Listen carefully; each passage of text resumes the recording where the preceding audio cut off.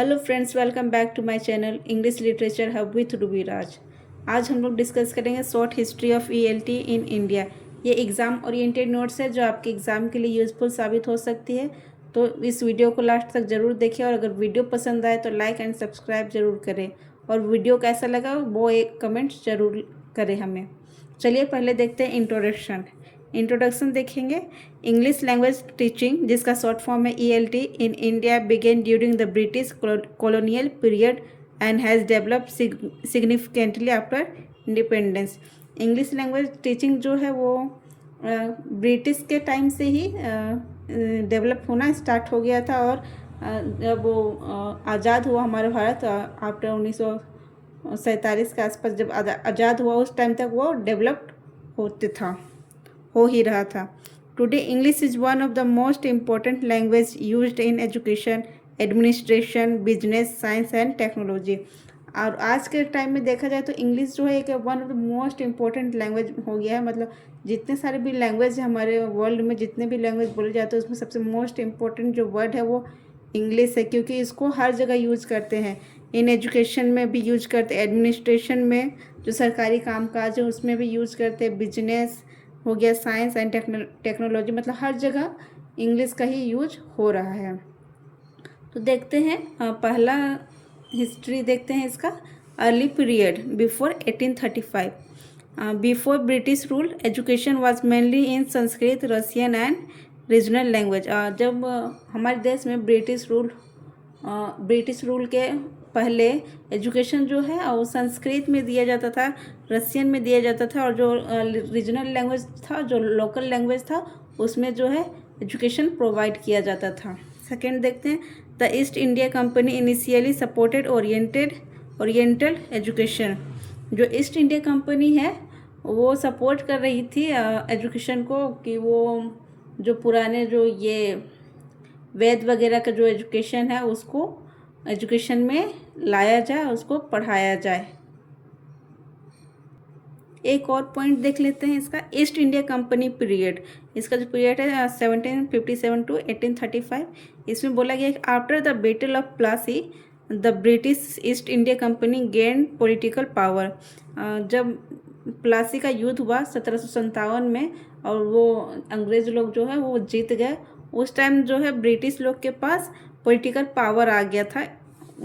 Initially the company promote oriental education, और इसीलिए जब पावर आने के बाद जो है कंपनी वाले जो है वो प्रमोट कर रहे थे ओरिएंटल एजुकेशन को। जो पुराने एजुकेशन थे वेदा वगैरह का, ऋग्वेद वगैरह का, जो जिसमें पढ़ाई होता था वो सबको वो प्रमोट कर रहे थे। Missionary school started teaching English. जो मिशनरी इंग्लिश स्कूल था, जो क्रिश्चियन लोगों का स्कूल था, उसमें स्टार्ट कर दिया गया था इंग्लिश को पढ़ाना। इंग्लिश के थ्रू एजुकेशन दिया जाना स्टार्ट कर दिया गया था। नेक्स्ट पॉइंट देखते हैं। Macaulay minute 1835। In 1835 Thomas Babington Macaulay recommend English as the medium of higher education. एक व्यक्ति थे थॉमस बेबिंगटन मैकॉले, उन्होंने 1835 के आसपास मतलब रिकमेंड किया कि इंग्लिश को एज ए मीडियम के रूप में हायर एजुकेशन में इंग्लिश को एज ए मीडियम के रूप में पढ़ाया जाए। Lord William Bentinck accepted his recommendation. जो एक उस टाइम के इंडियन जो गवर्नर जनरल थे हमारे, लॉर्ड विलियम बेंटिंग, जिनका शासन लगभग 1828 से 1835 के आसपास में था, उन्होंने भी इस रिकमेंडेशन को एक्सेप्ट किया।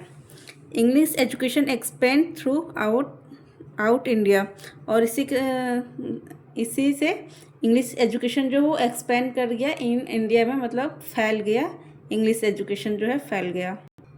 फोर्थ पॉइंट देखते हैं। Wood dispatch 1854। It is called the Magna carta of English education in India.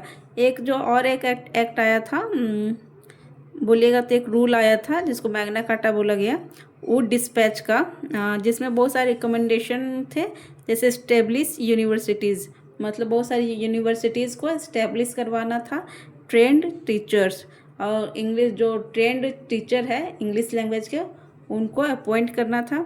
Expand schools, और स्कूल का जो संख्या था उसको बढ़ाना था। English for higher education while primary education should be in local language, और इसमें बोला गया था कि जो हायर एजुकेशन है उसको इंग्लिश में दिया जाए, और जो मतलब प्राइमरी एजुकेशन है 1 to 5 इसको लोकल लैंग्वेज में दिया जाए, ताकि बच्चे लोग जो है आसानी से समझ सके। लेकिन जो हायर एजुकेशन है उसको इंग्लिश में ही दिया जाना अनिवार्य किया गया। पांचवा देखते हैं Hunter commission 1882, focus on primary education. Hunter commission जो 1882 में आया उसमें फोकस किया गया प्राइमरी एजुकेशन को, जो 1 to 5 के एजुकेशन थे उसको फोकस किया गया।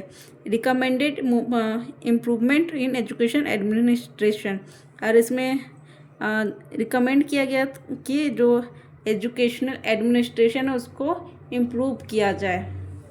English continue as an important subject at higher level, और इंग्लिश को कंटिन्यू किया गया था एन इम्पोर्टेंट सब्जेक्ट के रूप में इन हायर लेवल वाले जो क्लास होते हैं उसमें इंग्लिश को कंटिन्यू किया गया एज ए इम्पोर्टेंट सब्जेक्ट। एक और मूवमेंट को देखते हैं, नेशनल मूवमेंट। इसका टाइम पीरियड 1900 to 1947 है।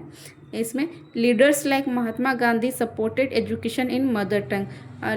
लीडर्स जो महात्मा गांधी थे और बहुत सारे जो थे जवाहरलाल नेहरू, ये सब वो लोग जो है सपोर्ट कर रहे थे कि एजुकेशन को जो है मदर टंग में ही दिया जाए, ताकि बच्चे जो है आसानी से उसको समझ सके। However English remained important for higher education administration and communication, लेकिन उन्होंने इंग्लिश को भी सपोर्ट किया, लेकिन वो उसको सपोर्ट किया एज ए हायर एजुकेशन के लिए और एडमिनिस्ट्रेशन के लिए और एज ए कम्युनिकेशन के लिए। यूनिवर्सिटीज़ कंटिन्यू टीचिंग इंग्लिश, लेकिन जो यूनिवर्सिटीज़ जो थे वो इंग्लिश को कंटिन्यू रखे अपने टीचिंग सब्जेक्ट में। सेवन्थ देखते हैं, after independence 1947 many people wanted to reduce dependence on English but it remained important. आप इंडिपेंडेंस के बाद क्या हुआ कि बहुत सारे जो पीपल थे वो नहीं चाहते थे कि वो इंग्लिश पर डिपेंड हो, लेकिन फिर भी इंग्लिश एक एज ए इम्पोर्टेंट लैंग्वेज के रूप में उस टाइम तक में भी, मतलब उस टाइम से अभी तक में वो एज ए इम्पोर्टेंट लैंग्वेज के रूप में अभी भी माना जाता है और है। University education commission 1948 to 1949 recommended English as a library language and link language, और एक कमीशन था यूनिवर्सिटी एजुकेशन कमीशन 1948 to 1949। उन्होंने रिकमेंड किया कि इंग्लिश को एज ए लाइब्रेरी लैंग्वेज और एज ए लिंक लैंग्वेज के रूप में यूज़ किया जाना चाहिए। उसके बाद इसी में 3 लैंग्वेज फार्मूला को एडॉप्ट किया गया, जो कि 1968 में आया। Student should learn regional language Hindi and English. इसमें 3 लैंग्वेज को एडॉप्ट किया गया। पहला है रीजनल लैंग्वेज या फिर बोलिएगा जो मदर टंग है उसको, सेकेंड है हिंदी जो हमारा मातृभाषा है, और थर्ड है जो इंग्लिश। ये तीनों 3 लैंग्वेज फार्मूला को उस टाइम एडॉप्ट किया गया।